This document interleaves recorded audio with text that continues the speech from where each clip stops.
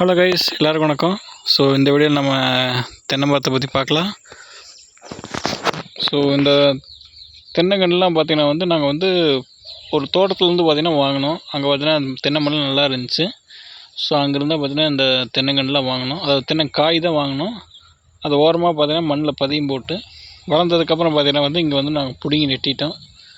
நெட்டும்போது பார்த்திங்கன்னா இந்த மாதிரி குழி தோண்டி அதில் ஒரு குழியில் தான் நெட்டணும். அப்போ தான் பார்த்திங்கன்னா வேர் பிடிக்கி மரம் வளர்ந்ததுக்கப்புறம் கீழே விழுகாது. அதனால தான் பார்த்திங்கன்னா இந்த மாதிரி குழியில் நெட்டணும். முதல்ல பார்த்திங்கன்னா எங்கள் தோட்டத்தில் பார்த்திங்கன்னா இது மாதிரி ஒரு பெரிய மரம் தான் பார்த்திங்கன்னா ஒரு 10 நெட்டினோம். அது நல்லா வளர்ந்துருச்சு, பெருசாகிடுச்சு. அதுக்கப்புறம் பார்த்திங்கன்னா ஃபுல்லாக தென்னை மரமே வச்சு விட்டுலான்ட்டு முடிஞ்ச அளவுக்கு பார்த்திங்கன்னா பாதிக்கு மேலே பார்த்திங்கன்னா ஃபுல்லாகவே தென்னை மரமாக நெட்டிட்டோம். ஸோ எல்லாமே பார்த்திங்கன்னா இந்த மசா புல்லுக்கு நடுவில், மாடு திங்கிற புல்லுக்கு நடுவில் பார்த்திங்கன்னா எல்லாம் முளைச்சிருக்கும். ஆனால் கொஞ்சம் மெதுவாக முளைக்கும், இருந்தாலும் பார்த்திங்கன்னா எல்லாம் முளைச்சிரும். இந்த பில்லை வளர நாங்கள் அறுத்துட்ருவோம்.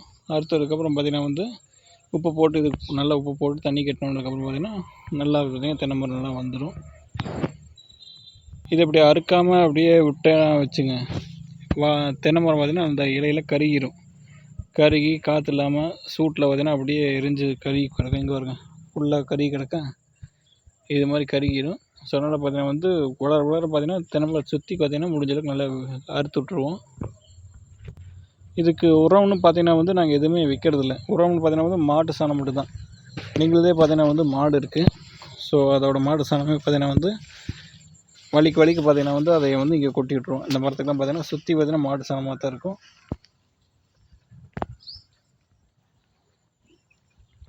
ஸோ அந்த மரம் பார்த்திங்கன்னா 5 வருஷம் ஆகுது நான் முதல்ல காமிச்ச மரம்.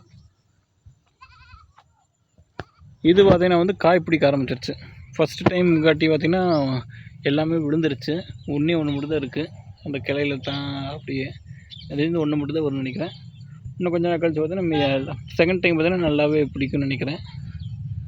இப்போ பார்த்தீங்கன்னா ஏதோ நோய் வந்துட்டுருக்கு, அதனால தான் பார்த்திங்கன்னா இந்த குரம்பையில் விழுகுதுன்னு சொல்லிட்டு இருந்தாங்க.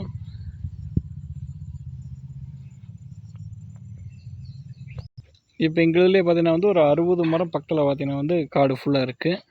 எல்லாம் பார்த்திங்கன்னா ஒரே சைஸ் இருக்காது. ஒவ்வொன்று பார்த்திங்கன்னா ஒவ்வொரு சைஸு பார்த்திங்கன்னா அதோட கம்மியாக இருக்கும். ஏன்னா பார்த்திங்கன்னா மொத்தமாக வாங்கின நெட்டில் அது கொஞ்ச நாள் கேப் விட்டு பார்த்திங்கன்னா ஒரு காய் கிடச்சா அதை பதியம் போட்டு நெட்டிடுவோம். மறுபடியும் கொஞ்சம் மாதம் கழிச்சு காய் கிடச்சா மறுபடியும் பதியம் போட்டு நெட்டுற மாதிரி நெட்டிட்டு இருக்கிறோம்.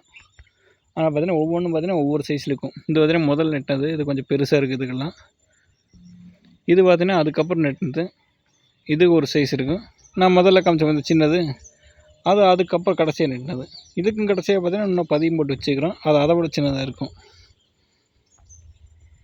ஸோ இந்த மரம் இந்த காட்டி பார்த்திங்கன்னா எங்களுக்கு மாடு பார்த்திங்கன்னா கட்டிக்கும்.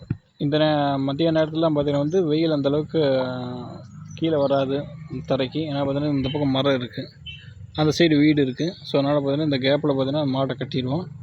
ஸோ அதனால் பார்த்திங்கன்னா எந்த பிரச்சனையும் இல்லை. இன்னும் மரம் நல்லா வளர்ந்ததுக்கப்புறம் பார்த்திங்கன்னா இன்னும் நல்லா நல்லதாக இருக்கும். அந்த சைடு வைக்கலான்னு பார்த்தோம், ஆனால் பார்த்திங்கன்னா மேலே லைன் போயிட்டுருக்கு.